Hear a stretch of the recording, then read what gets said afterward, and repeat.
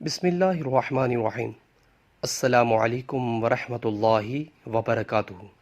اولاد کے درمیان عدل و انصاف سے کام لیں۔ حضرت نعمان بن بشیر رضی اللہ تعالیٰ عنہ فرماتی ہیں، میرے والد نے مجھے کچھ مال ہدیے میں دیا۔ میری والدہ عمرہ بنت رواحہ کہنے لگیں کہ میں اس وقت تک راضی نہیں ہوں گی جب تک آپ اس ہدیے پر نبی اکرم صلی اللہ علیہ وسلم کو گواہ نہ بنا لیں۔ میرے والد نبی اکرم صلی اللہ علیہ وسلم کے پاس گئے تاکہ انہیں ہدیے پر گواہ بنا سکیں۔ آپ صلی اللہ علیہ وسلم نے ان سے پوچھا، کیا تم نے اپنے تمام بچوں کو اس طرح کا ہدیہ دیا ہے؟ والد صاحب نے جواب دیا، نہیں۔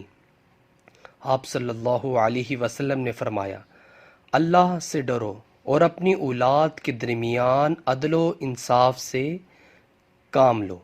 میرے والد واپس آئے اور انہوں نے مجھ سے وہ ہدیہ واپس لے لیا۔